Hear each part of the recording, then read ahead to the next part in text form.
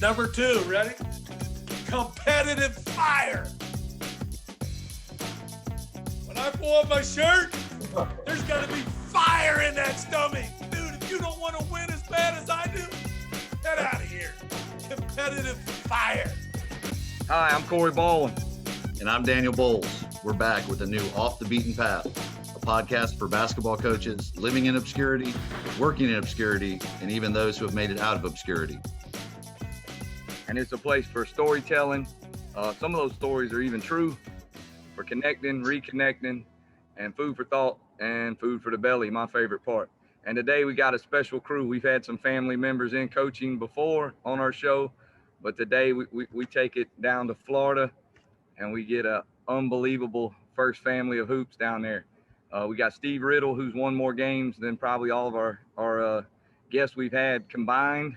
And we got his 2 sons who have followed in the footsteps of the family business and doing great work themselves, Ryan and Reed. So we're going to get started right away.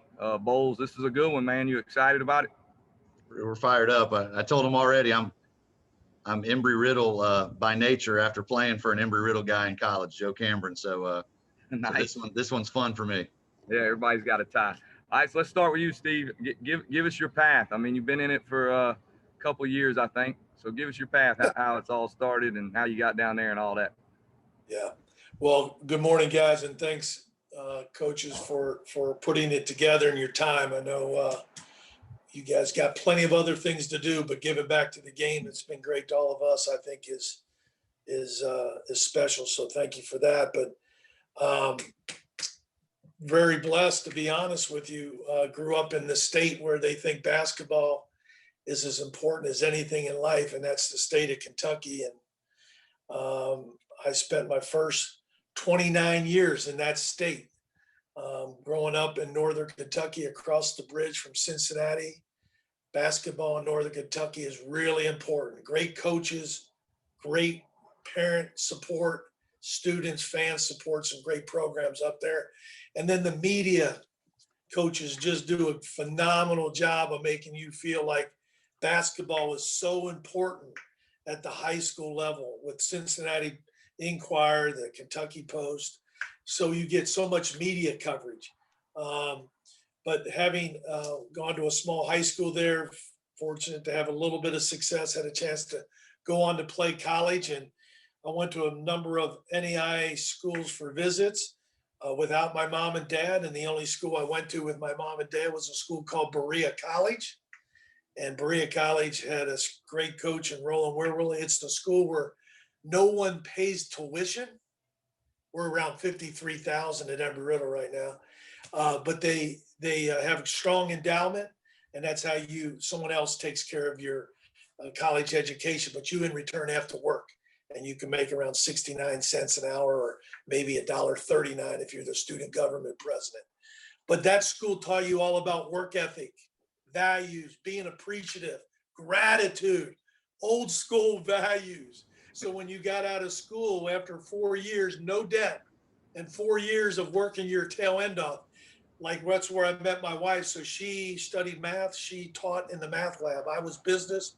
I worked in the accounting lab. So after 4 years, long story short, I had a chance to propose to my wife at age 21. Right after I graduated, she said yes, but some of that had to do with I had an offer to go to Goodyear Aerospace Corporation to help build blimps. And I was going to make around $35,000 a year. But for some reason, Coach Werwille, the head coach, said, you need to come back. You were born to coach. I said, that's cool, but I'm going to marry this girl. So what am I going to get paid? He said, $500. I said, $500 a day, a week, some serious cash. What do you got? He said, that would be for the season. I'm like, well, just kind of asked this woman to marry me. So I did it. And that's one of those decisions I'm sure we've all made where you follow your passion. That was a great one. So from there, we spent the next 8 years, age 21 to 29, a couple $100 in our pocket when we got married. Chief accountant, head baseball coach, assistant basketball, financial aid, Pell Grant verification, and then a dorm director. For 8 years, not 8 weeks and 8 months, 8 years, I talked my wife into coming back after going to grad school having our job. She taught Matt, let's go back and live in the dorm because they're going to allow us to live there free. Let's have Ryan and Rachel, 2 kids, living in the dorm. Coach Ritter, there's beer up there in a dry town. Got to take care of that. Coach Ritter, somebody's got something smelly in our dorm. Oh, got the towels underneath the door. Oh, what are you guys doing? A little bit of incense, Coach. Really? Everybody's eating chips and drinking.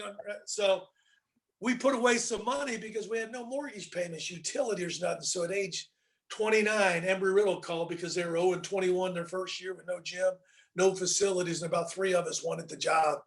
And we went there. We jumped in the U-Haul, took our 2 kids, Ryan and Rachel, came to Embry-Riddle, acted like we could coach. We were 0-19.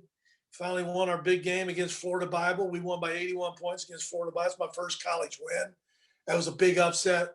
And we went on to beat Florida Bible again, back to back. So we had 2 good wins. And then I got a couple letters in the mailbox and said St. Thomas had played an ineligible player. I said, yeah, that's 3 wins. Went the next day. Florida Memorial said they played an ineligible player. 4 wins. Dude, I'm thinking, keep going. We're going to get to 500 by 8 forfeits.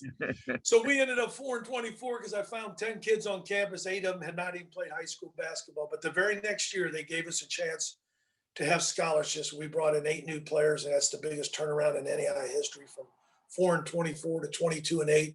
We played in the middle school for 4 years, got to the national tournament. Joe Cameron recruited all of our players, and we came back and they built us a brand new arena. I took over as athletic director and have been blessed to be there, Corey, coach, for the last 31 years. So Reader Digest, a lot of things in between, but 2 additional kids, Rob and Reed, and a wife that we've been together for 39 years. So very blessed to be in this profession and feel like I got another 39 to go.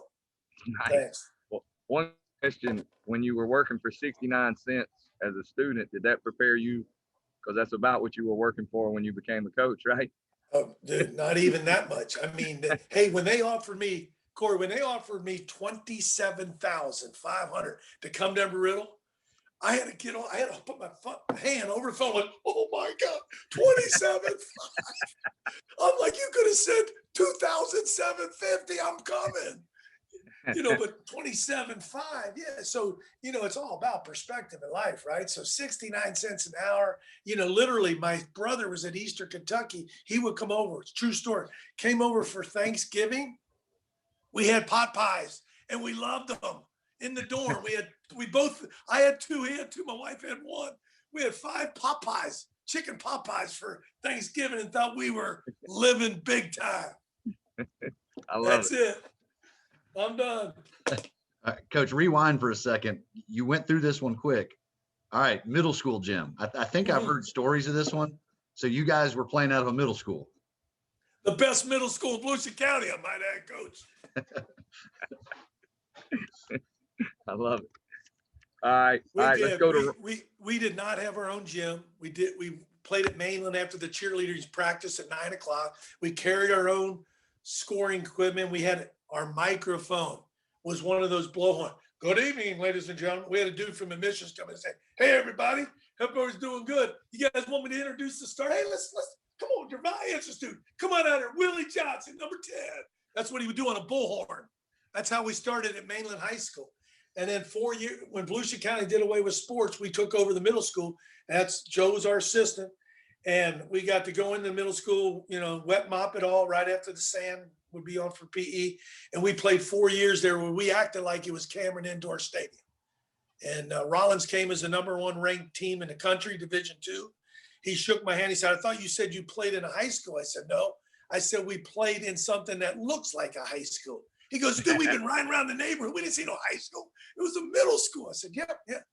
We killed it that night. We won 74-73. And he shook my hand. He said, "This is ridiculous. My guys can't even put their shoes in the lockers. They're this big and 84-foot court. You're coming to our place next year." I said, "Sure." We couldn't miss a shot. Next year, we're making threes and banking them in. And we beat them by 30. It was bad. I really, for the first time, I felt like I was a scam artist. We got him to come to the middle school. Then the next year, we could have beat UCLA Bruins. We're banking them in. And I said, dude, we're done. I think we lost to them 3 years in a row after that. But some great memories. You know, it's all about being simple and keeping it simple. But I can honestly tell you, I want to hear these guys. I don't want to talk anymore. But I can literally tell you, at that time, pulling up at 2:30, waiting in line for parents because they're picking up their middle schoolers. You guys have done it. You're waiting in that 30-minute line. I'm waiting to get to the gym so I can take wet mop the floor so we could practice after Joe would have to jingle with the lights on because they would never come on all the time. I'm telling you, walking in that gym, we were freaking on fire because the kind of kids we had, high trust, low maintenance, grateful. They didn't have, hell, we give them a pair of gym shoes. These are mine. Everything was for all the right reasons. Seriously. Anyway, 31 years, it's been a ride and a lot of good stuff. But let's hear from two better people than me. I can tell you that. All right, Ryan, we're going to go to you. Give us your path, and then we're going to start tying stuff together after we talk to Reed as well. Give us your path.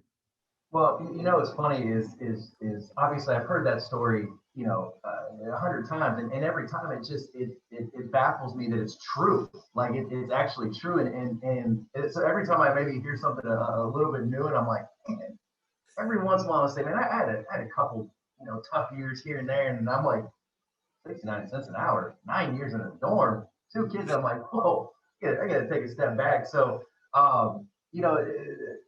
obviously, growing up with my mom and dad, being born in Kentucky, don't remember too much of growing up there because I was, 4 years old, turning 5 when we moved, but we would go back there every summer and visit family. So I feel like I grew up in Kentucky in some sense of it. We were big Bengals and Reds fans, so we'd always get a chance to go back there. But it's funny because my dad talks about those 9 years being in the dorm. Well, for 4 of them, I was alive. And for them, maybe it was tough. But for me, think about this. I'm 4 years old. I get to go outside.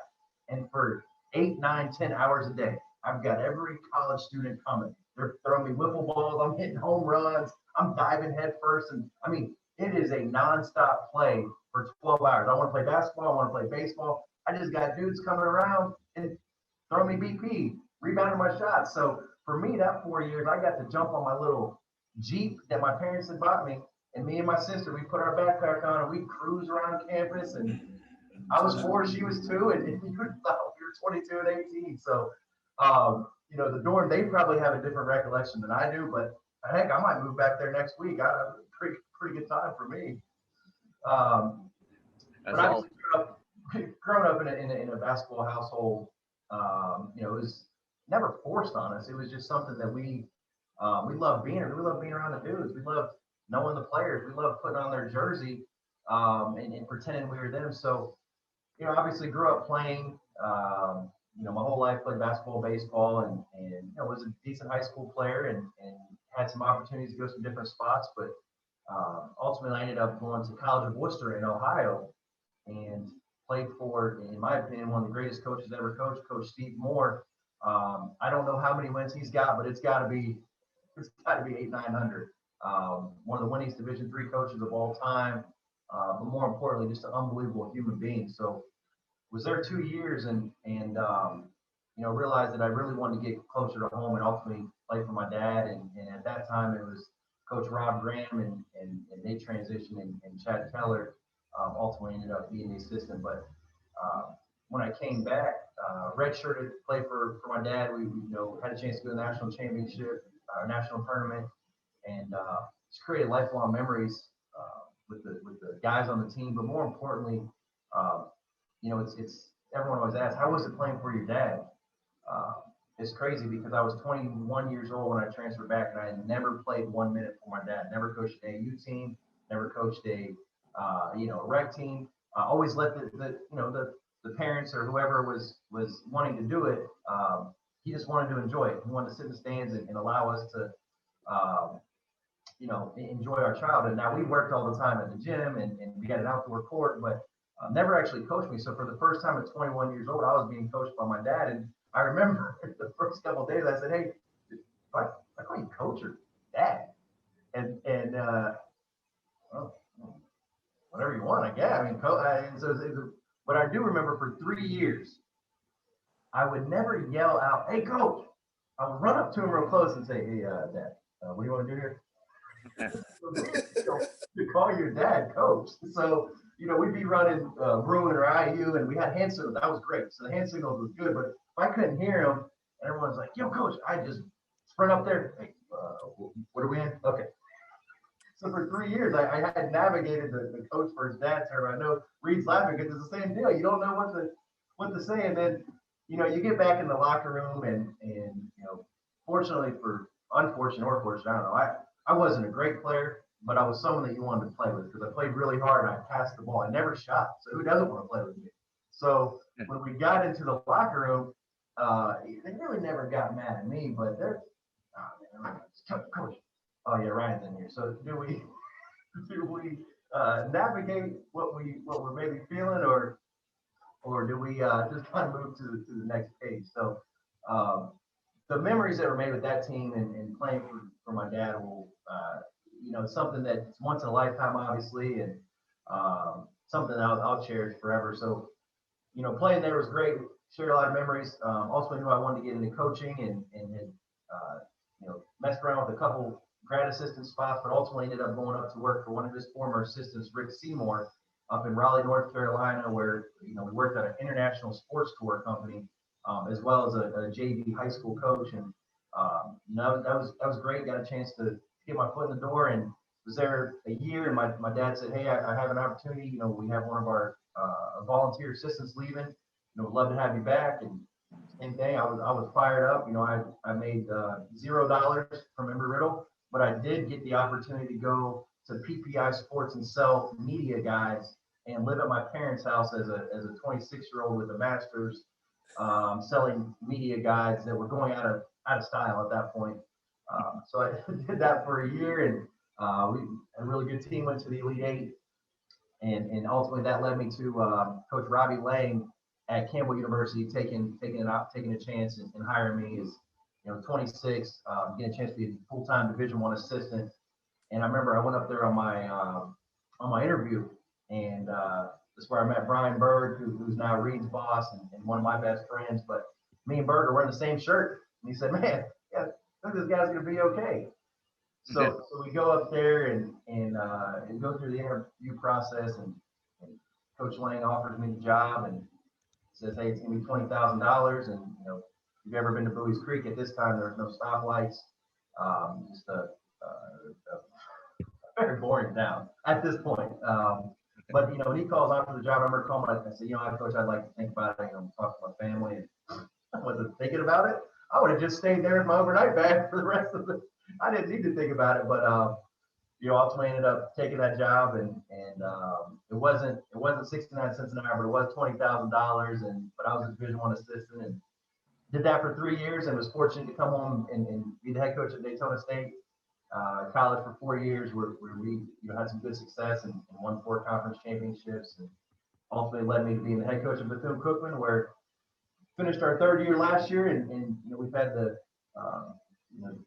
most successful run, a 3-year run in school history, where we won a regular season championship. And unfortunately this year with COVID, we canceled our season, but we're finding a way to stay positive and get prepared for next year. So it's been a heck of a journey. It's been fun. A lot of different people involved, a lot of different experiences, but wouldn't change it. Would you jump in levels so many times?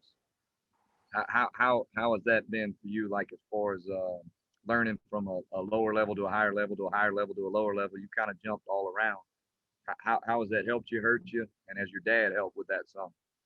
You know what, man? It's such a good question. It's like, in my opinion, outside of myself, we've got 4 of the best coaches in the country, and they're all at different levels. We've got high school, we've got Division I, we've got Division II, we've got junior college.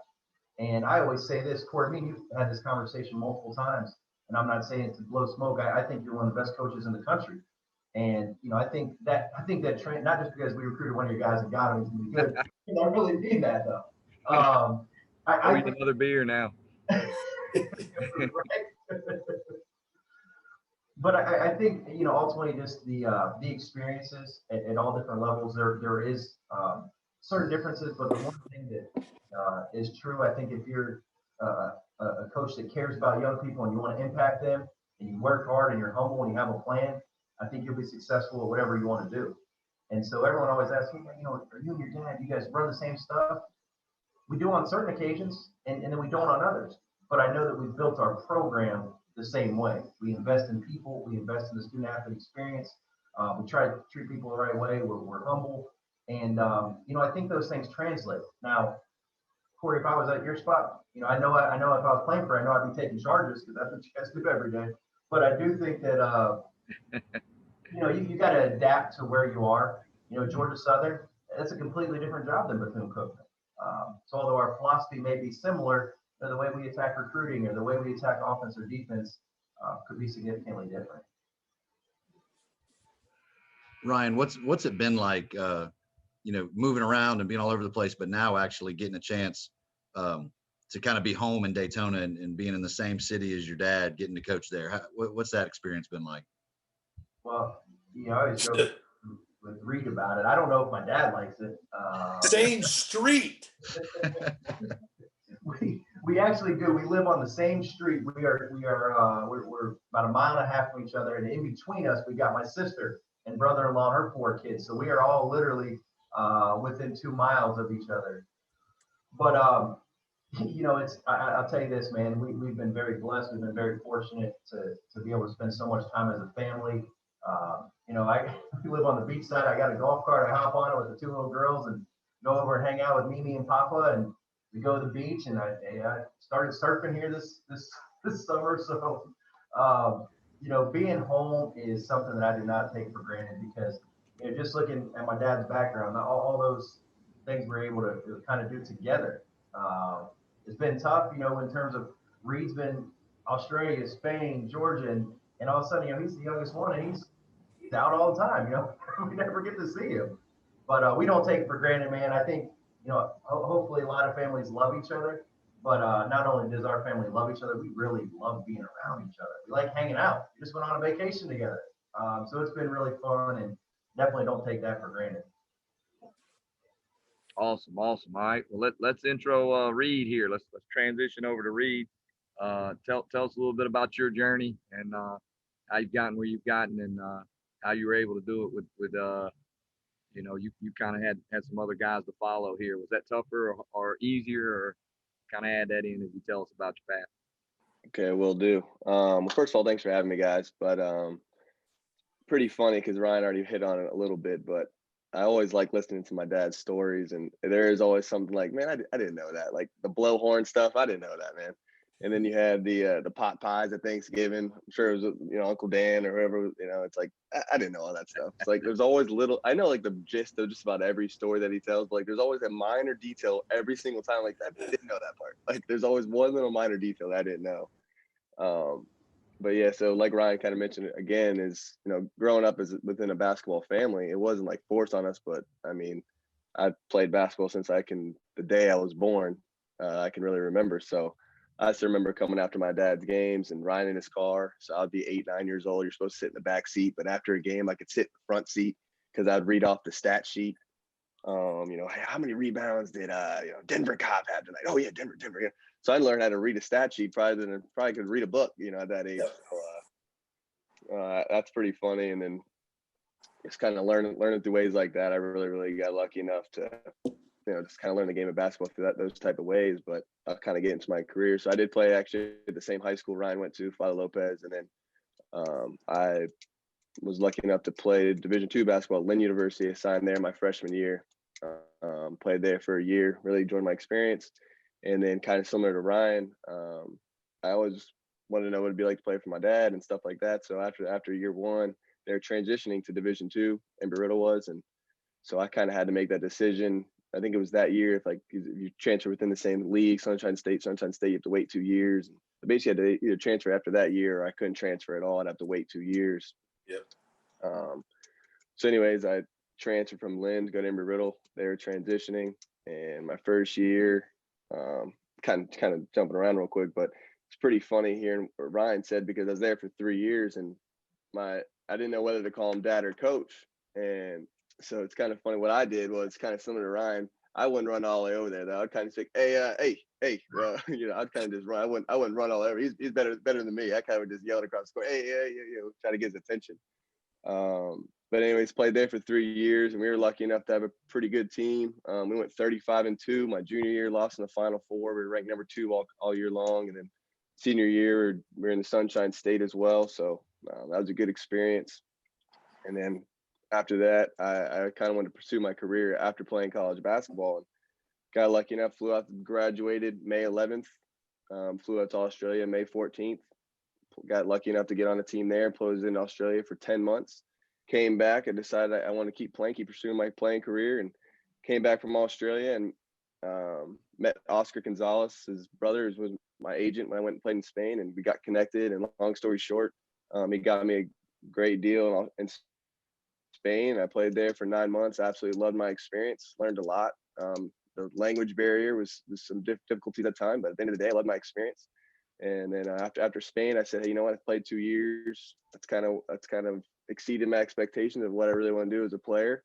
And so then I got lucky enough to get a hold of Chad Dollar, who's the assistant coach at University of Georgia. Ryan Ritter's assistant, Jeff Claypax at the time, kind of knew Chad Dollar. And long story short, we got connected. And so I went up there and did an interview with Coach Crean and Coach Chad Dollar and that whole coaching staff. Amir Abdurrahim, who's now at Kennesaw State, Joe Scott, who's also assistant now the head coach Air Force. So pretty good staff, if you ask me. Was there for 2 years, learned a lot, learned how to work hard, learned how to bring it every single day. If you guys know Coach Crean, you better bring it every single day. And I really cherish that. And then I got lucky enough to, after University of Georgia, Coach Berg gets a job here at Georgia Southern. I'm kind of talking to some other places, and long story short, Coach Berg gives me the phone call and says, hey man, would you like to be on staff? And I come up here and visit this staff, Sean Forrest, Chris Shoemate, Tim McAllister, good staff. And I said, absolutely, man. And jumped on board. And now I'm here at Georgia Southern right now, where I'm the only one of the 3 that's playing games right now. So they kind of are in my ear, watching my games way more than I've even, maybe, give me some peace of mind after every game. Here's what I think, man, hey man, don't you got your own team? That kind of deal. So it's pretty funny what's going on. At the end of the day, I'm blessed to be here, and I like where I'm at. So that's awesome, man. So after playing pro, how was it, when you decided to go into coaching? Were you torn a little bit? Did you think hey, I got a couple more jump shots left in me, or was it easy? Hey, I played more than I thought I would, and I'm ready to coach. That's a great question. I think if I would have stopped playing right after college, I kind of would have always had that itch, like, man, I would have liked to kept playing, because I love playing the game. I still do. But then my main goal was I wanted to play in Australia, and I wanted to play in Europe. Like, that was just my main goal. And so the fact that after I played in Australia and I played in Spain, I got to get those goals. And it was kind of make the decision of, I could have maybe gone to like Germany or something like that. But at the end of the day, I knew I wanted to be a coach. And so I was ready to make that leap. And I think I'm really, really glad that I played those 2 years overseas, because now I'm ready to hang up the shoes and not think like a player, and actually kind of think like a coach, and not, man, I wish I would have kept playing. I'm glad I did it, but I'm also happy where I'm at. Reed, I don't know with you and Ryan what the age difference is, but how competitive were you guys in a basketball standpoint growing up? Is that a good question, or is this some area we don't want to go to? Well, it's funny you say that, because we used to play one-on-one when I was a little younger, and he'd always be, because the age difference is 9 years. He's 9 years older than me. I'm the youngest. He's the oldest. And so whenever we played one-on-one when I was younger, he'd always win, right? So then I remember, I think it was my freshman or sophomore year in college. We were playing at the Ormond Rec. Ryan remembers it. And I beat him in one-on-one. And ever since then, we have never played again. We've never played again. I was like, oh, what happened, man? And so ever since he goes, yeah, man, we're not playing anymore. I don't know if you beat me. That was contested. Daniel, I got a little heated. I was always maybe not as good a player as Reed, but I'm a pretty physical dude. So, he started the pre-jump shot stuff, and I just started backing him. Yeah, he did do that. Boom. And I'm not going to say you won. I don't remember it that way, but no, we have not played that day. Well, what's funny is, go ahead. I was going to say, I have a brother 10 years older than me, and I went up on him maybe when he was about 25. I was about, maybe he was about 26. I was 16, and I started taking a lead, and all of a sudden a call came in, We never finished that game, so I never did get to officially beat my That's brother. awesome. And That's he's never beautiful. played me since. It's even better. All right, go ahead. Sorry, I had to interrupt that one. No, that's hilarious. Well, I was just saying it's a little funny because, Ryan said he was always the guy playing really hard defense, taking all the charges, not just kind of feeding the ball. So that's kind of easy as a coach's son to coach. Your son just doing all the dirty work, which I did the dirty work. I'm not saying that, but Ryan was always guarding the best player, setting hard screens, getting everybody shots. Well, me, I was kind of like taking shots, So I was like, I might be a little harder to coach than Ryan because Yeah, not even good shots he liked to take. Yeah. Oh, if I saw the rim, I thought it was a good shot. I'm not gonna lie. Well, that one-on-one game he played, Ryan was doing those caveman moves, as we recall, right? You just back up. Yep. Reed was probably messing with his mind that he would probably, on a one-on-one game, he'd probably play Ryan zone, because Ryan, I ruined him in college because he was this great three-point shooter, but I had 4 all-conference players. I said, dude, we don't need any of that. You can play 35 minutes a game by guarding this guy every night, taking care of the ball, keeping all 4 all-conference players, including his son-in-law, our son-in-law, his brother-in-law. You don't even have to take shots. Well, what about a coach that puts that in your mind that as soon as, I don't think I was. So I think he went from being, a record-breaking three-point shooter to college. I think he made 2 in 3 years or something. I don't know what he made. So my point being, Reed probably was just messing with him, playing his zone one-on-one, just like you can't shoot it. Ryan just, he wouldn't fall for it. He'd shoot one, then he'd just start doing his caveman moves, Coach. That's what we revert to. The old Mark Jackson back him down. That's it. I had a high winning percentage. I'll just say that. Yeah, because you knew when to stop playing. Or you played when I was 12 years old. You're 21. Hey, the best coaches are the best schedulers. Yeah. He had his schedule down. When you got a little bit better, he schedule. That's right. That's funny. Hey, let's go into some stuff with all 3 of you here. Kind of asking each of you, how is it as a dad, Steve? Hate calling you Steve. I'd rather call you Coach. But how is it as a dad? Everybody's Coach Ritter here, so I'll call you Steve. How is it as a dad seeing both these guys now being so successful as they are at the Division I level? How is that for you? Not only as a dad and a coach, you coached them too, so both ways. Yeah, Coach, to be honest with you, I like how they're both different. It's really big. Like as coaches, don't we like when we have a diverse group of young men? That's what we came up with the word diversity about 25 years ago. It never existed because we actually embrace people's differences. And Ryan and Reed are different. And I see that as nothing but a positive. Their mom and I have been married for 39 years. They have a lot of their mom in them, and I'm proud of that. And I think they have some bits and pieces of me in their DNA as well. But they yet also have a lot of similarities. And if they don't, that would be the disappointing part. And I mean this is how you coach the game. Press, no press, man-to-man zone, transition, speed. That's good. As you get to this stage in your career where I'm at, I don't get that. I just know how I want our teams to play. And that is, I just don't want to overcoach them because I was guilty of that at age 29. That was structure. I had 74 quick hitters, literally. And, you just overcoached and you just too much structure. These guys are different, but I hear the same things, and that's what makes me proud. And knowing you, Corey, a little bit more than Coach a little bit, I just know this. When I came up here to see Nate Lewis play, and who went on to play for Charleston Southern, and I was there for senior night, and I brought my wife, first time to Waycross.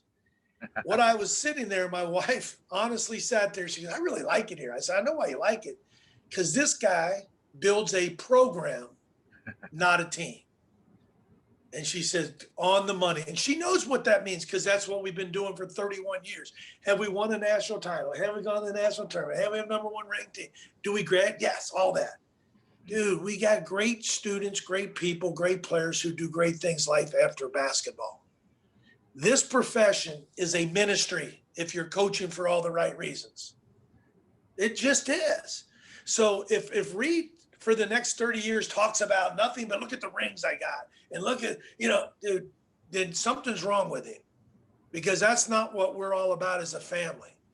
What we're all about at the family, which is probably what you love at the junior college level. And I know Reed has the opportunity at Georgia Southern and did at Georgia, especially with Anthony Edwards. And Ryan did it at JUCO and at Bethune-Cookman. You have plenty of opportunities to help young people. That's what you do at Waycross. Dude, to sit there and have a stat, and I've never even said this to your face, the graduation rate, it's awesome. But you know what you do unbelievable? It's like what we're trying to do every day is put our people in the right spot so they can be successful life after. For you, after JUCO, can they be at a 4-year school where they got a chance to graduate, play well, have experience? Well, we're trying to do it here at 4 years. So what I'm getting at, these two guys are going to be great coaches. Ryan's got his own program, but I know he connects. That's what Reed does easy. That's what Reed's greatest gift is. It doesn't matter, white dude, black dude, Christian, non-Christian, tall guy, small. Reed will connect with somebody. He's got that demeanor and personality. And that's what coaching is all about.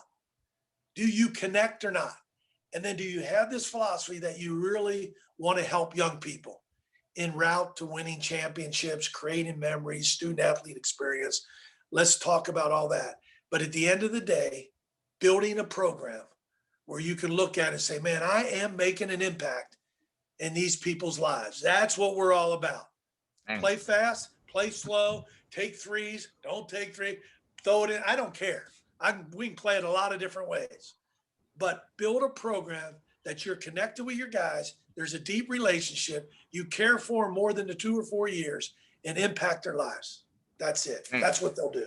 Man, 2 quick things before you ask a question, Bowles. I'm going to have Coach Ritter speak at any of my interviews from here on out on my behalf. And I'm ready to dang practice today. I don't know about you. He's got me up, man. Let's go. Let's go, man. I'm ready. All right, go ahead with your question, Bowles. I'm fired up. Let's go. And Coach, I'll tell you, when you talk about a program, I stole your total package, the student person player. Nice. We use that with our high school kids every day. I mean, that's stuff like that is high school kids especially don't hear stuff like that enough. They hear people tell them how good they are. They tell, all that sort of stuff. They don't hear that sort of stuff enough. I get chills thinking about it because we all steal each other's stuff. I can tell you, I've read a lot of books. I've got a lot of stuff from a lot of different.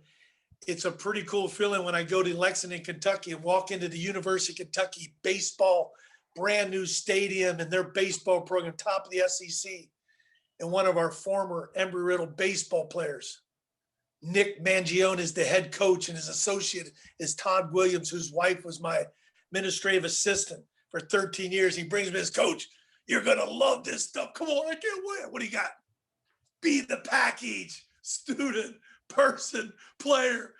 And I'm like, Nick, he goes, you don't mind, do you? I'm like, hell no. This is what it's all about. So That's the next couple of years, look at his stuff. They've won the SEC, the best academic team in the SEC, the most community engagement hours in the SEC, and they won the regional, did something that year. We're all helping each other. That's what it is all. There's I did, dude. If I told you how many things I stole, I steal stuff off of Ryan. And please don't tell Reed this. I've stolen a few things off of him because he'll tell everybody. But we all do that. It's when you stop stealing, you stop growing. You can call it something else than stealing if you feel more friendly. At my stage in my career, I'm just transparent. You take things from other people and then you make them your own. And that was because we didn't have scholarships. And when I became the AD, and even before that, how are you going to convince the administration to have scholarships? Oh, we're going to win championships. Really, do? We fly airplanes. We're astronauts. They don't care about championship. Well, let's see. How am I going to convince them to implement scholarships? What do you think they'll grab hold of? We have a big arena. They don't know about a big arena. So let's be great students, great people, great players, telling them that we will have student athletes come here, will not need special admission standards. We'll have the same, and our student athletes will perform better than the currently enrolled student today. They said, what? I said, we'll recruit student athletes that'll be better students than the students you have here today. Dude, arms went up. You're telling me? Yes, I am telling you. It's been 21 years in a row that the Embry-Riddle student athletes have outperformed the other astronauts, pilots at Embry-Riddle. Dude, academics is serious. Wow. So let's be great students. Let's be great people. Let's be great players, and let's pursue championships. I'm all in. 82% of faculty senate voted for scholarships. That's how we did it. Seriously. So that framework, I love that you say you use it, Coach. Parents want their kids to come play for programs like ours because they want them to be good students and good people and also win championship. That's what we do as parents, right? We raise kids to do the right thing. We've spent all these time, 18 years. Now we're going to hand them off. Or in your case, in high school, you know, they're giving them 4 years to be under your direction. And you're talking about being on time and having good manners and having gratitude and having a relentless work ethic. Come on. That's what people want to be around. And Corey, my last thing on that, it helps that I was an AD for 22 years. Do you know how many interviews and how many people I've hired in 22 years? Every coach at Embry-Riddle but one, from the SEC coach to the coaches that have played at Duke. We've gotten some coaches that should not have gone NEI, but because we built the right culture where they could still be a great dad and be a hell of a coach, be a great mom, and also be a great coach, nobody wants to leave. Nobody wants to leave. That's awesome. And it's based on these same principles that all of us are trying to be good at. I'm not, and I told Reed the other day, I said, Reed, it's the best time of the year, right after Christmas. What do you got, Dad? It's when you get to think about how your year went. And now you got 4 or 5 days before January 1. What is it that you didn't do as well? And what are you going to focus on? What's your new year resolution? Just a couple things. Can you get better? And I confess to him, I'm 61 years old. And I feel puny in some areas that I know I can get better at and still grow. And that's what we're going to try to focus on in 2021. And when you stop growing, then you stop living. Nobody's maxed out, in my opinion. Nobody. I got a long way to go. All right, so Ryan and Reed, this next question is for you guys. So my dad was a high school wrestling and football coach. So when Dad calls me after games or whatever and starts telling me stuff, I'm like, Dad, come on, man, like, you know, it's just different. And he can tell me some good, you know, program stuff and things like that. But what's it like for you guys when after a game, win, loss, whatever, when you can pick up the phone and talk to Dad? I'd imagine sometimes it's really good. Sometimes you probably don't want to hear what he's got to say. But I guess, Reed, we'll start with you. What's it like having a dad that you can talk to after a game? Yeah, so it's been really good. I talk to my brother and my dad actually a lot after each game. That's number one. But it's kind of what my dad's been talking about from the beginning. We talk about X's and O's and stuff, but not really. Like, his best advice to me is like how to handle certain situations, or like, hey, you know, if your team didn't play as well, if it did play well, how to handle the next day. Hey, you know, this is what we do with our team. Like, that's what's been really most beneficial with me.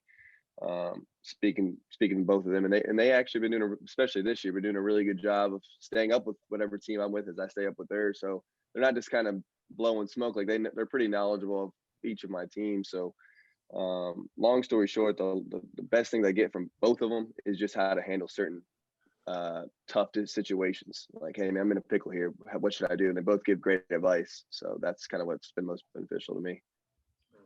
Ryan, what about you? I think for me, you know, it's similar to what Reed was saying, and you know, one of the best things my dad is always telling me is, you know, hey, here's some suggestions, here's some advice, but at the end of the day, that's your program, and you have to coach your team. So, you know, he's not in the foxhole with us every day at practice or understanding the personalities on our team. So, you know, I think the best thing that he's told me is, you know, he's giving advice, but at the end of the day, you know, it's our program, so it's just something for me to bounce ideas off, and then I get to choose, you know, maybe which one could fit the certain scenario. But like Reed said, it's he's done it for so long and has so many experiences that very rarely can I, yeah, this is like, yeah, I did that in 1992. It doesn't say it that way, but, you know, it brings up a memory of, you know, he's been in that situation. Now, the secondary part of that question, and I don't know if I should say this or not, but I'll just do it. Reed, I probably talk to Reed really every day,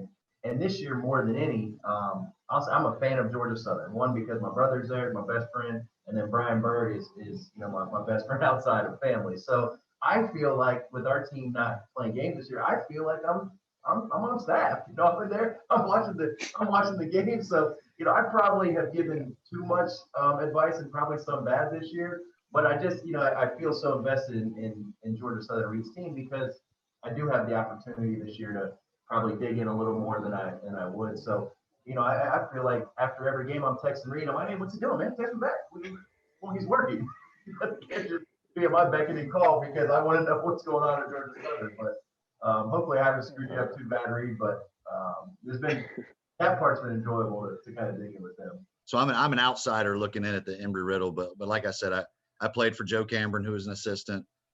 Jason Williams, who played for you guys, was our grad assistant.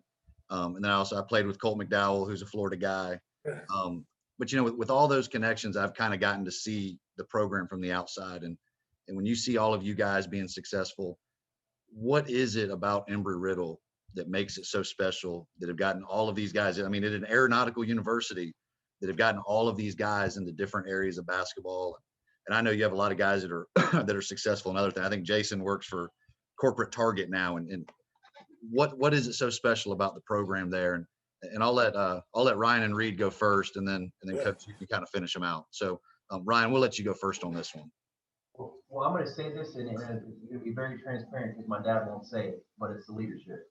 It's the best program in the country. I don't care if it's high school, junior college, Division I, Division II. Embry-Riddle specifically, men's basketball is the best program in the country because of the leadership there. And you just said you've got guys that are working at Boeing and insurance, pilots. We coach basketball. The student athlete experience and the investment on young people is second to none. And I know my dad won't say it, but it starts with him. It starts with his vision. It starts with his leadership. The amount of people he's impacted in 30 plus years. We could do a podcast on that.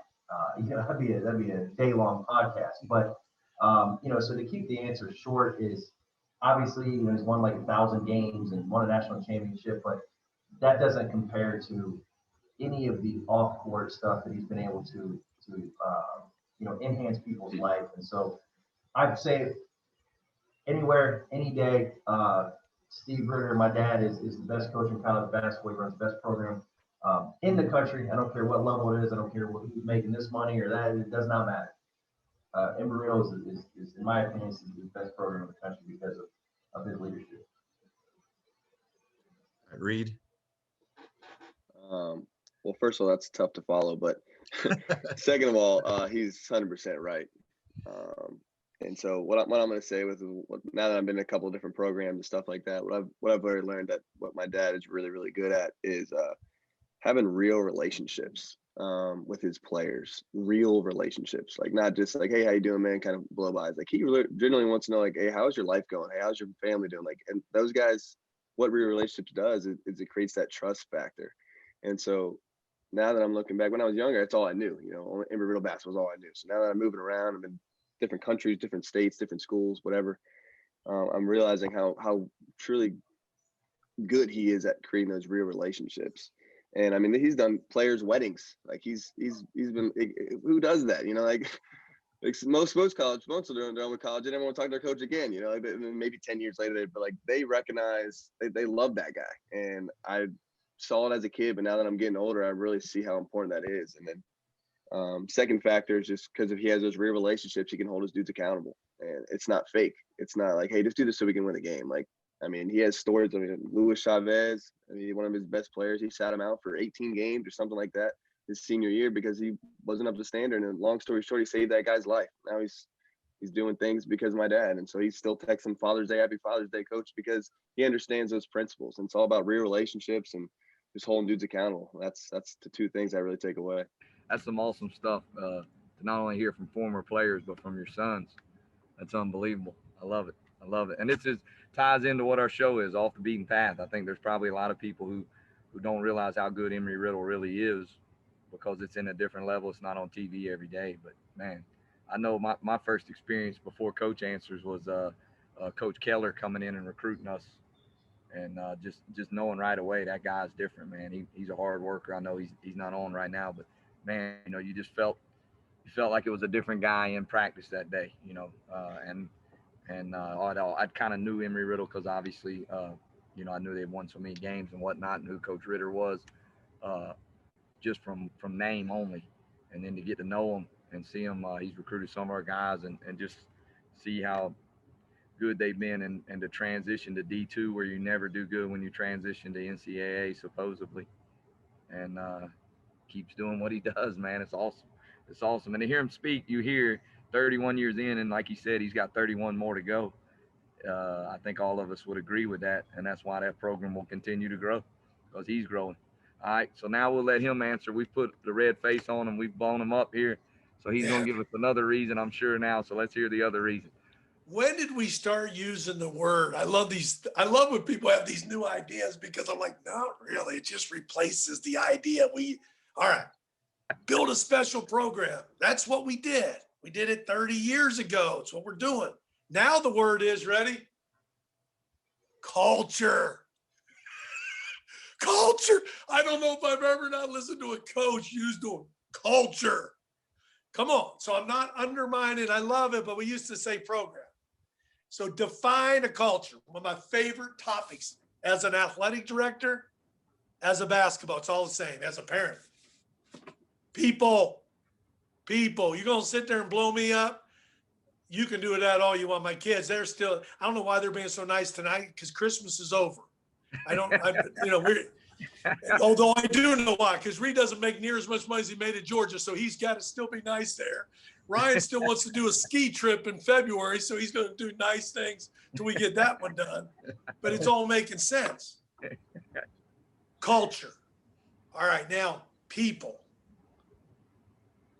I tried my hardest and still will do, never to hire people who are inferior to me. I want people who are better than me. If they're better than me, then I got to turn it up a notch and get better. But to sit there and put people around you that just, agree with everything, I'm not interested in those kind of dudes. So culture is people. All right, then next step, you ready? Because you guys can check these off. These are critical. Core values, DNA. I'll just go through a few. What does an Emory Riddle student athlete look like? Student, person, player. Start there. DNA, ready? Number 1, relentless work ethic. Relentless. Blue collar. I know white collar, blue collar. It starts there, relentless work ethic. Number 2, ready? Competitive fire. When I pull up my shirt, there's got to be fire in that stomach. Dude, if you don't want to win as bad as I do, get out of here. Competitive fire. Number 3, freaking gratitude.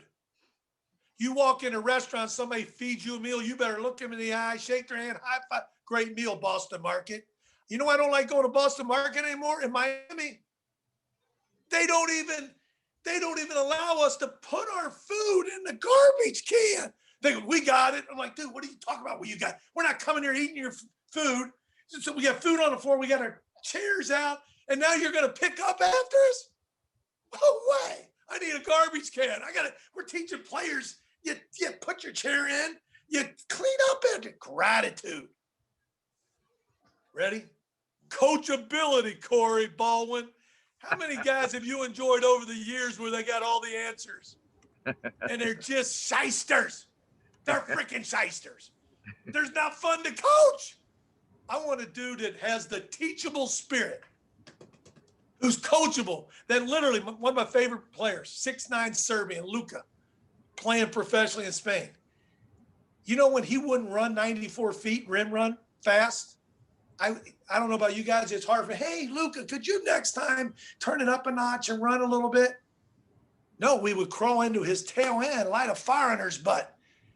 It wasn't personal. It's holding him accountable, as Reese said. And I get on it. It wasn't no profanity, you mother, all that in your face. That's not, I ain't coaching. Whatever your style is, you do it. But I'm telling you, getting Luke to run faster didn't require that. But I love after practice, he'd walk off the court, put his arm, Coach, I like when you get on my ass. It makes me better. Thank you very much. I'm like, dude, I love that you're coachable. Ain't counting no freaking attitude. I mean, there's so many things that make up the culture of an Embry-Riddle student athlete that is so evident in programs that stay at the highest level. But you have to admit this. This is a one I'm big on in the last 6 months. People, when they're picking my brain and I'm picking theirs, and I've been blessed to be asked to be picked a lot, and I do the same thing. You know what my new thing is now? Ready? Just answer this one. We use real relationships. One day I walk across the street, check out what's going to be our theme this year. I said, oh no, I'm trying to think about it. I said, are we really as good as everybody thinks we are? Is it just kind of bull poo poo? He goes, I think we're pretty good. I said, no, why don't we just write a real list of real coaching? And I went through top 10. But the one that keeps coming out to me, dude, are we connected or are we not? I mean, when you walk in the gym today, Corey, let's be honest. Dude, you built the respect and they also like you. That's a powerful combination. They respect you, but they actually go, dude, I want to see Coach today. Mm-hmm. That's called the word connected. And I think if you can have that, and it's real. Now you got to be tough on yourself. You can't, oh, I'm connected. 3 dudes like me. The other ones hate my ass. You know, no, you got to be connected. I'm just being honest with these 2 guys I'm looking at. I mean, could you imagine being a dad and you feel like you're not connected with your kids? Something's not. Hey, you know what I really am today? 2 of them, 2 out of the 6 are here. 2 grandkids. We do sleepovers, shit, every other night. I've been up since 6:17 watching monster trucks. I'll just be able to, there's Case right now. Come here, Case. And to be honest with you, hurry. Dude, he gets up so early. He comes flying in. First came in at 2 o'clock this morning. I sleep in my office here a little bit when he's here because I know he wants to come in. I got time to chill out a little bit. Come back. So we'll sleep here. Come here. Look who's on. Look at this. Who's that? Who's that? These are 2 coaches. Say hi to them. Hi. Hi. So, you know, we've been watching monster. We watched boat fails. We watched them all this morning. And my point being is, if he saw me, I'm not talking about me. This is life stuff. Guess what? If he saw me in the gym or saw me out in public, would he go, hey, what's up? He's 5 years old. Or would he run over and grab my leg and hug and not let me go? You know which one it would be? He'd hug my leg and not let me go, and he would act like it was the greatest thing ever. What's the point of this story? I earned that. Does that make sense, guys? I've earned that. When Ryan's daughter, Brixton, sees me, she's pretty enthusiastic about anybody. It doesn't matter. But my point is, you either putting in the time or you're not. You're either connected or you're not. And the cool thing is, it's not permanent. If you're connected, you better stay connected, because when they stop feeling like they're not connected, you don't have that special deal. And if you are not connected, Coach Bowles, Coach Baldwin, I can tell you that I'm still working on it, because I don't know some of my guys the way I want to. But when Reed hinted about a former player asking me to do their wedding, you're not going to ask me to do the wedding if you don't feel connected. So that's a real one for me these days. If I'm going to be a dad, if I'm going to be a papa, if I'm going to be a coach, I'm going to be an AD, I want to be connected to those who I am serving every day. Serving, not controlling. I'm a servant leader. I'm serving others. That's the key one for me that I want to do better in 2021. I want to freaking turn it up and open up a big can of whoop on being connected. There you go. I love it. All right, so now we're going to get into the best part of the show, excluding Coach Ritter showing us his fire in his belly. And the best part of the show will be the lightning round. All right, we do some lightning questions, and obviously we like them a little quicker. But if you got a good story or a good tale, you can run with it, and we'll make it work. Don't worry about time or whatever. But one thing I will add real quick, we had a guest before say that coaching was the pirate business. You're always stealing. So that kind of goes into what you said earlier, and that was actually one of my cousins who's a basketball football guy said that. I thought that was pretty cool. But Yeah. But anyway, so we'll go through it. We'll start here. The first question. I'm a big foodie, so I'm gonna go food. Okay, give us the best place to eat around in Daytona. All three of you. If you got the same place, then we'll go in another way. But best place to eat in Daytona. Start with you, Reed. Outback Steakhouse. Outback. Okay, going with a franchise. What about you, Yeah. Ryan? Garlic. New Smyrna Beach, can't beat it. Yeah, that's better. Oh, yeah. I love it. All right, you, Coach Ritter. I would have said that, but Ryan doesn't know. He doesn't ever pay for it when we go there. So that's not, I'm going to go Takeya's pretty cool here in Ormond Beach. Takea Steakhouse, it's a Japanese steakhouse. Oh, I love it. All right. One more foodie, and this one will be a little more directed to each guy. Ryan, where'd you eat when you were in Campbell? What was your place, or was there a place, or did you have to go out of town to find the place? Oh, you're gonna love it. My dad knows. After a game, you get a big win, you're fired up. Maybe you want to go have any gold beggars, maybe you don't, whatever you want. But we go to. I was like, Dad, come on, we just beat Wilmington. Last second shot. So let's go. So where we going? The Waffle House, baby. Nice. I love it. Covered and smothered, baby. Let's go. All right. What about you, Reed, at Georgia Southern? I know you haven't been there long enough, maybe to know the whole lay of the land, but is it Nat's Landing or you got somewhere else? I got Fordham's. It's like home cooking. I like it. Yeah. Get you a meat and two veggies. Oh, yeah. We call it the hungry meal. No question. I like it. All right, Coach Ritter. When you're on the road, what's the one place you've been playing in this league for a little while? I know you changed leagues, but out of your two leagues you've been in, what's the one place you go, man, I'm glad we're playing there because I'm going to eat at? Give it to me.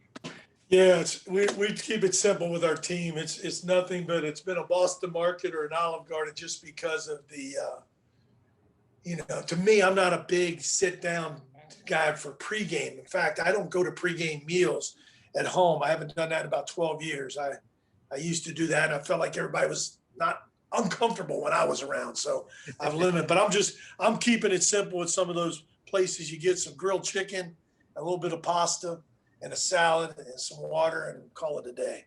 I like. All right, my last one here on the lightning round, and I ask this one every show we have because it's my favorite. And it's a two-part question. Give me the worst gym because we're off the beaten path. We've all coached and played in some gyms that are borderline should even be allowed to play in. So give me your worst gym, and then the second part of that question is the craziest crowd that you've played against, on the road. All right, we'll start with you, Coach Ritter. We'll go craziest crowd. I'm gonna got some options, but I'm gonna put back in the day, the Embry-Riddle Flagler NAI rivals were the two mascots even just went bam, bam. I mean, literally, and we had to break them apart. I love it. Guys taking the ball out of bounds and students, putting their hand, dude, my guy can't, he's trying to pass. Somebody puts their hand and you can't see.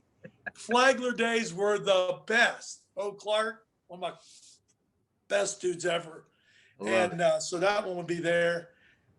There's been so many bad gyms at the NAI level. Come on, that's not even, why don't you say list 10? I'm sure we were on that list. Somebody would say Silver Sands Middle School, 84-foot court, 400 people, and they put 600 in there. No wonder they haven't lost a game in 4 years there. We were the worst gym.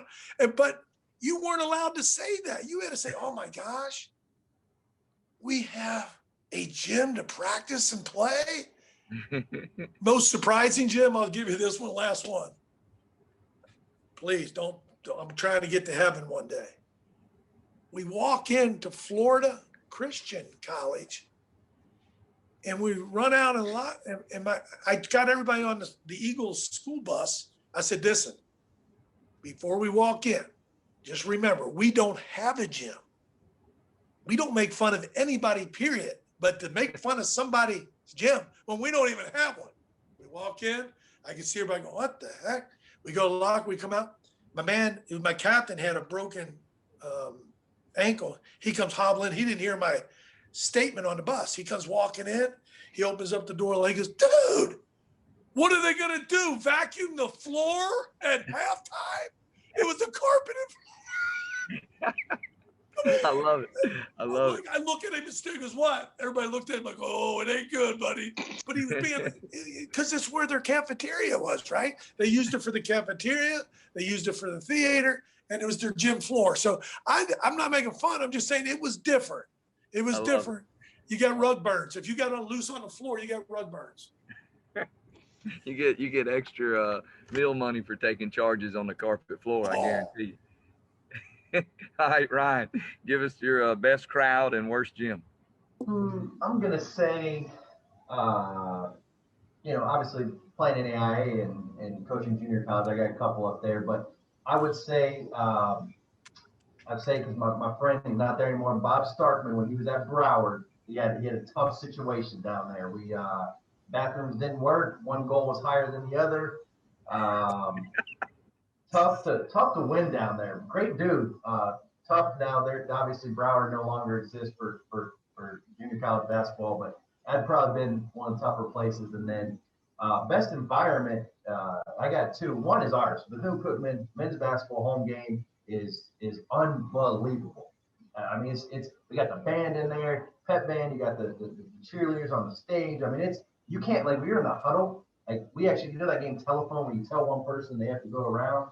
That's what our huddle becomes, because when you're 3 feet away, you literally can't hear. I'm screaming at the top of my lungs, and they have no idea what I'm saying because it's so loud. But outside of ours, I would say last year at Texas Tech, capacity crowd, all out.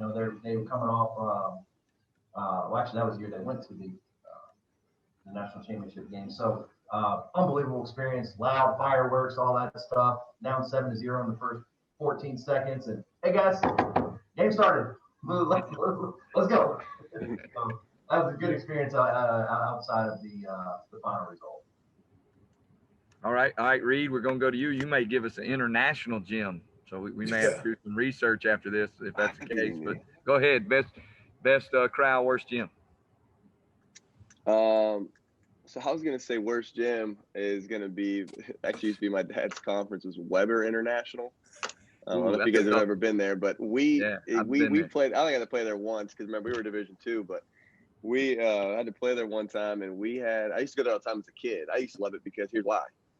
You go in there, and the locker room, when you step out of the locker room, is like the big weight room that's all carpet floors. And so you step out, and there's like everybody in Weber International University working out of the weight room, and then you walk into the gym, and the gym is, I mean, you try to bounce the ball, it stops at your ankle. That's number one. You can't dribble in there. I can never dribble in there. And number two, I think the one side of the floor was 9.5 feet, and the other side was 10. Because I remember when I was younger, I could dunk on that side of the hoop when I was like 16. But then I went to that side of the hoop, and I couldn't dunk. So I was like, something's not right here. And then, so then obviously at halftime, you're coming in passing by 50 people because they're all working out in the weight room. I'm like, what is this? But I would say the best environment, best crowd I've been around. I will say before I get in there, we did play a preseason game when I was in Spain and against somebody that was in a lower level, an away game, and they had about 50,000 lines on the court. So I didn't even know what was out of bounds, what was the 3-point line, and let alone my first game in Spain. So I didn't know what this meant. Like, that's substitution. Like, I had a flagrant foul because of the clear path foul. I didn't know any of that stuff. I tried to catch the ball in the backcourt, can't do it. And anyway, I was already confused at where the heck the 3-point line was. Just 50 colored lines, and they're all black. There's yellow, red, green, blue, purple. I'm like, what? Where's the court? So that was enough right there. I don't even remember the name of that team. They were a level below us, so I don't even remember. But the best environment I would say is, since being a coach, is two environments. One, playing at Auburn University. We show up to the game at Georgia. We have Anthony Edwards and stuff, so we show up to the game, and I mean, everybody's game starts at 7. We show up there at 5:30, and you would thought the game started at 5. Everybody was already in there, and they were yelling since we got off the bus, and so there was 15,000 people there, and their student section is surrounded the whole floor. And then what's up, coach?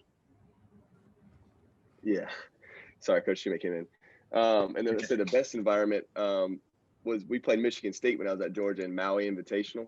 And they had Michigan States, and our crowd was, I don't know if you guys ever been to that tournament. I mean, in my opinion, probably the best well-ran non-conference, non-postseason tournament. But end of the day, playing Michigan State in Maui and then Anthony Edwards dropping 33 points in the second half, that environment in there was unbelievable. So Maui Invitational, Michigan State. Man, See, Reed's talking about like the Maui Invitation. I don't know if he's allowed to be on Off the Beaten Path anymore. He might get bumped from here. Hey, We've remember, been listening to it for a lot of years. Ryan always says it's hard to humble Reed. He's got, he's already got it. We're just trying to get there one day. Yeah. Okay. Sure. Okay. All right, guys. So here's my first one. This can be as a player or as a coach. What's your most memorable game? It doesn't have to be a win. It can be a loss, whatever. But this is probably gonna be a hard one with all the years you guys have. But what's your most memorable game? And we'll go backwards. We'll start with Reed on this one. Yeah, come on, man. Most memorable game. I would say it was. Okay, I'll say it was my junior year, and so that was the year when we were 35-2. This is when I was a player from my dad, and we were 35-2 that year. But at the time, I think we were 28-1, and we were playing for the conference championship at home, and we were down 17 points with about 11 minutes to go. And I'm sure my dad remembers it. But we had that team because basically built around my dad's leadership. It didn't matter if we were down by 30. Okay, these guys talking about me being humble, man. Come on. Anyway, so we're down by 30. We could be down by 30. We still thought we were going to win the game. So we were down by 17 points with 11 minutes to go. And long story short, we come back and win the game in front of a full capacity crowd. Ryan was there as well. And so I remember us winning that conference championship at home in front of a big crowd, down 17 with 11 minutes to go. That was probably my most memorable game. All right, Ryan. Man, that's so hard. There's just so many of them. I think probably my first year at Bethune-Cookman, we're playing FAMU in our last regular season game. And if we win the regular season conference championship. If we lose, we finish fourth or fifth, actually, fourth or fifth. And if you've ever been to any sporting event between Bethune-Cookman and FAMU, I mean, it's nuts. Like it's football, soccer, or whatever this sport they're playing. It's nuts. So we're playing in Tallahassee. We're down a good amount in the first half, and long story short, we end up coming back and winning. And the environment's unbelievable. But going back, my dad actually drove up, giving him a big old hug after the game. Realized, man, our first year we won a freaking conference championship in Division I. Going to the locker room, got the AD and administrators and all the dudes just fired up. So that probably would have been the most memorable one. All right, Coach, out of 30 years. Yeah, you can't do that. Yeah, I think it's our big 71-point win against Florida Bible in front of 7 people. It was pretty much. I'll take those 2 games those guys just mentioned because those were just legit. Our own plan with Reed playing a huge role in that win, and me making an extra effort to get over to Tallahassee, sitting behind the bench and thinking, is he going to really win a freaking conference championship in his first year in the MEAC when he just won 4 in a row at Daytona? He got coach of the year every freaking 4 years in JUCO. I'm like, one day you're not going to get coach of the year and win a conference championship. And yet MEAC, I was blown away. That was a hell of a win. But we did win the conference championship in the MEAC my first year, but I did not get coach of the year. No, you did not. Yep. No, you had the biggest turnaround in life, but I didn't see you getting the votes. But that's not why we're in it. I'm going to go real quick. It's year 2000. It's March 14th in a little town called Branson, Missouri, at a school called the College of the Ozarks. 4,000 people packed in by 10 o'clock in the morning. Tickets were sold out. They lost 1 or 2 games at home in the last 3 or 4 years. They had upset 3 teams to get to the national championship game. We had 75 Daytona Beach fans in a 4,000 seat sold out game. And It's 4 minutes to go in the game. We're up 3. We call a timeout. They're taking all the momentum. They're just rocking it at home. And we came out of a huddle, and what a great play call by the head coach. That didn't work. We fumbled it, and our dude desperately chased it down on the sidelines from Jan Price from Indianapolis, turns and shoots about a 37-footer because the shot clock was running off. And that thing freaking banks in, and we go up 6 and finish out the next 4 minutes, and that buzzer goes off. I have to tell you, you guys have all been there for everything. To sit there and say that you are the best in the country, a national champion, and all the season I've been coaching, that's the only year that I ended my season on a win. Think about all the years we coach. It's always you're eliminated with a loss. So the pileup started on the court, and with a bunch of great guys that are still very close today, we went from having a 0 program 10 years in a decade to win a national title. So it's got to be up there. It has to be, because that's kind of one of your goals as you get into coaching. So that was a heck of a night in Missouri. All right, so this next one is for Ryan and Reed. So you guys, on one of the previous episodes, we had Lefty Drizel's grandsons. You guys probably know the Moynahans and Ty Anderson, and all of them are coaching in college as well. And something that we talked about with them, this was something I want with you guys. Growing up, what was your favorite memory or best memory of watching your dad coach before, when you guys were just young? National championship might be it. What is something you guys remember that you can look back and say, man, that game was awesome, or this was just a fun experience? So we'll go Ryan on this one. Well, I think the national championship one obviously is, that's got to be number one, because, like my dad said, is we're all in coaching for a lot of different reasons, but one of those goals is to be the very best at what you do. And so that one obviously is phenomenal. But at a different note, the Flagler-Embry-Riddle rivalry was something that I looked forward to from the time I can remember until they kind of transitioned, and now it's kind of picking back up. But either whether it was at home, at their spot, I mean, it was something you marked on the calendar and you were fired up for. You knew it was going to be, packed and loud, and it was truly one of the best college basketball environments ever. So, obviously remember a lot more wins than losses, but just that whole Flagler-Embry-Riddle rivalry was something that I thoroughly enjoyed growing up. Okay. And Reed, what about you? I know being 9 years younger, it might be a little different in your memories of everything, but what's your favorite memory watching your dad coach? Well, obviously the national championship game. I still remember it. I was 6 or 7, but I still remember like it was yesterday. But that's number one. And then I was gonna say the Flagler one, but since he said it, I'll kind of go to the newer era, because Ryan's was more the Flagler era. I kind of was with when Embry-Riddle Northwood rivalry, when they had Raleigh Massimino as a coach at Northwood. So that's kind of what I always looked forward to, was the home games versus North. I had a chance to actually get to play in those as well as Ryan did with Flagler. So to kind of get to watch that my whole life growing up, and then getting to play in it was pretty special. All right, and then last question here in the lightning round. For this one, I know with you, some of you guys not playing, if you guys had one team or one coach that you could watch a game on TV and you could watch them, and somebody you enjoy watching, who would you pick? And Reed, we'll start with you and go back through everybody else. Can be NBA, college, really like anybody. Gotcha. I really like watching University of Houston, to be honest with you. I love how hard they play.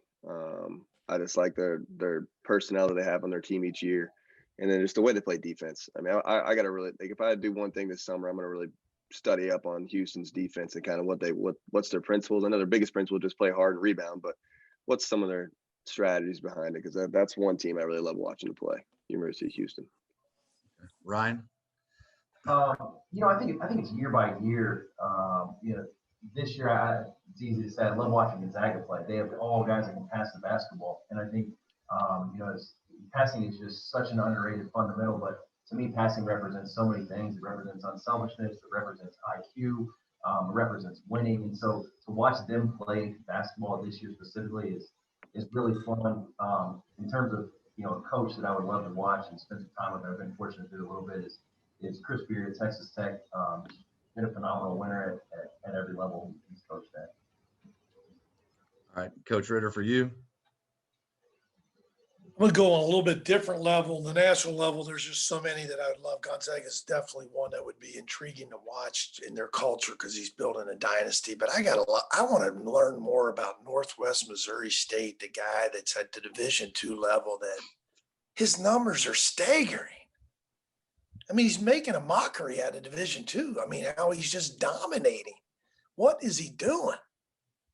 And I've just got exposed to it a little bit. I'd have a blast. Just what is he doing with guys that look like they're good players, obviously great talent, but the way they're playing the game in a tough league is absolutely amazing. So I'd have some fun doing that one. Awesome. Well, we were kind of off the beaten path other than Gonzaga right there. I love that.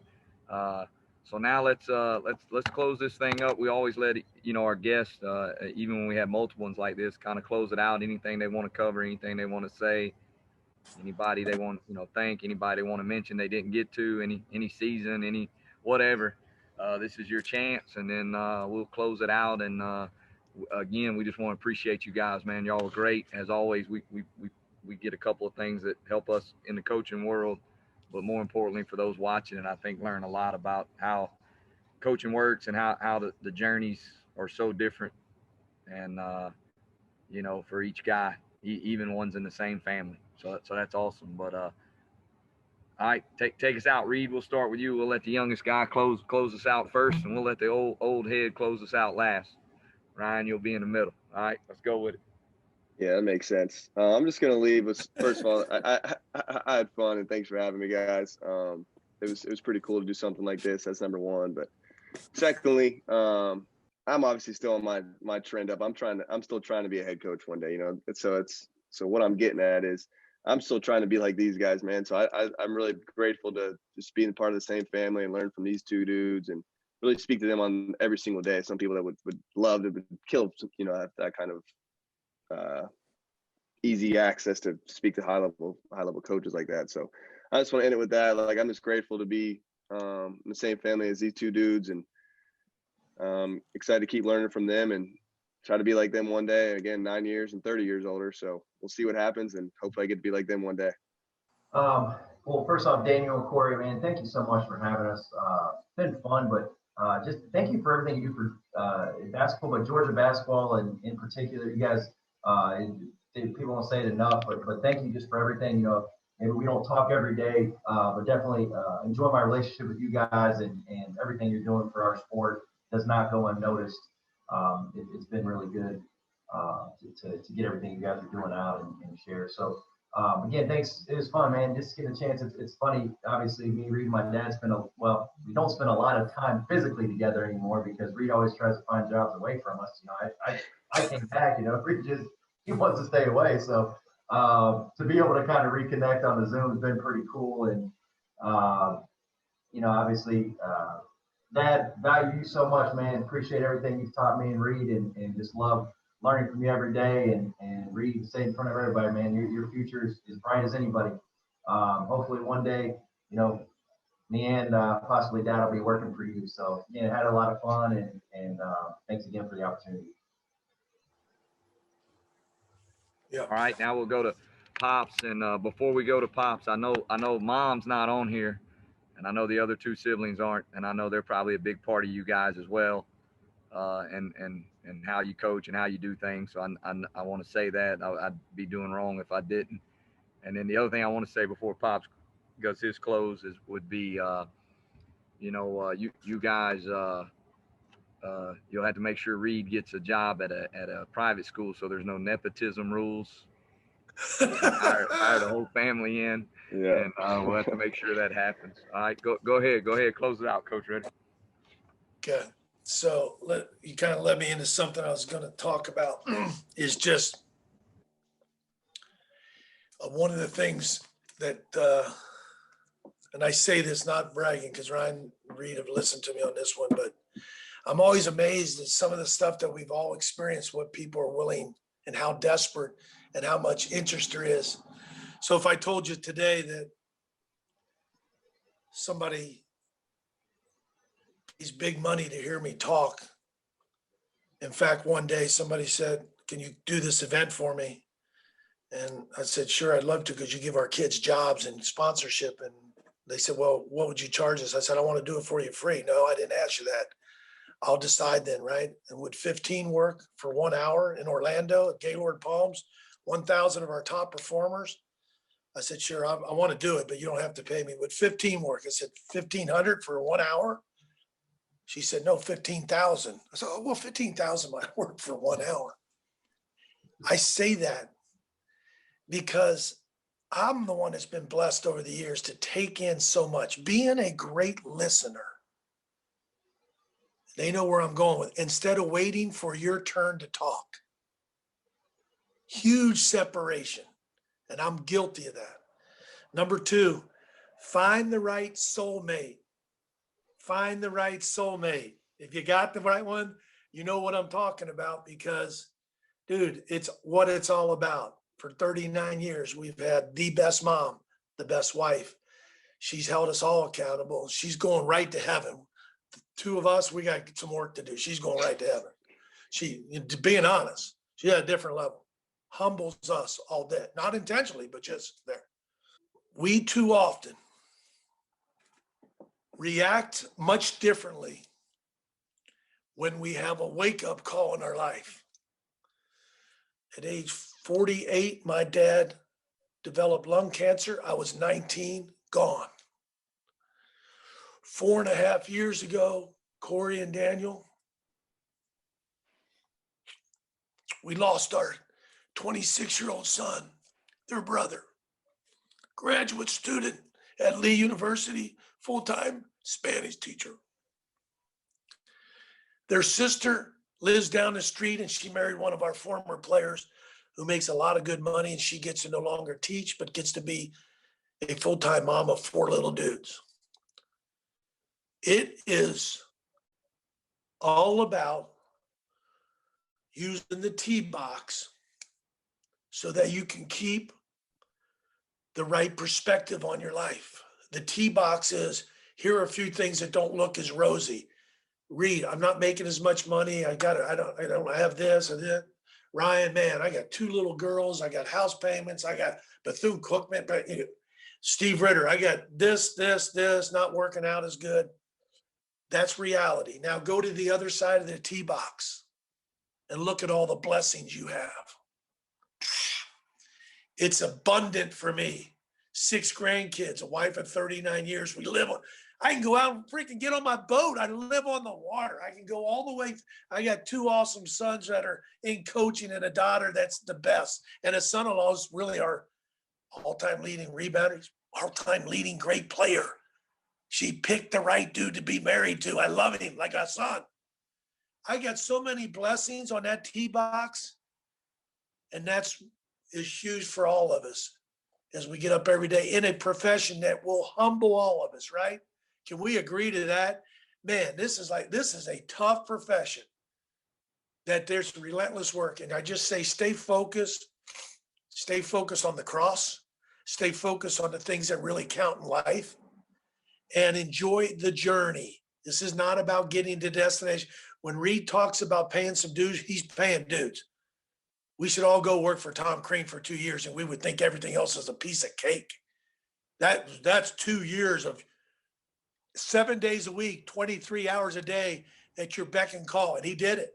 He just did it with a smile on his face like, dude, sorry, it's paying dues. So we don't need events to happen to be able to step back and share these things, be able to tell people how much you love them, respect them.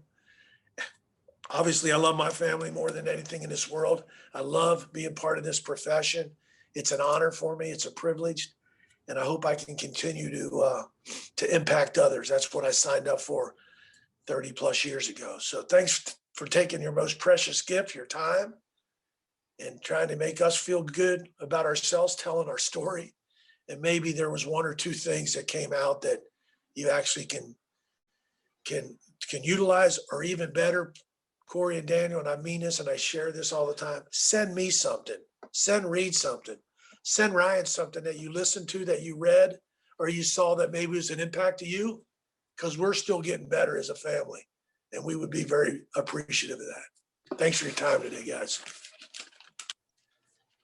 Thank you guys for being on. And like I've said, I've been indirectly helped by you guys, and my career has been shaped playing for Joe Cameron, who worked for you, and he brought some of that Embry-Riddle to us. And all the guys that y'all have coached and been with, there's probably hundreds more like me that were affected by you guys, even if you didn't know it. So thank you guys for everything that y'all have poured into the game of basketball. So we just want to appreciate y'all being on here. But we're gonna go ahead and close it out and get you guys out of here. But thank y'all for being on. For those listening, you can keep up with our podcast on social media. On Instagram, it is at Off Beaten Path Podcast. On Twitter, it's at Off Beaten Path _ Thanks for everybody for listening to the Off the Beaten Path podcast. And we'll close it out. We're a show for those who want to coach, those who used to coach, those who are currently coaching, those who follow coaches and help coaches, and those who hire and fire the coaches. All right, we appreciate you listening. Good stuff. Thank you, guys. Y'all. Yeah. Love you, Ryan. Love you, Reed. Be safe.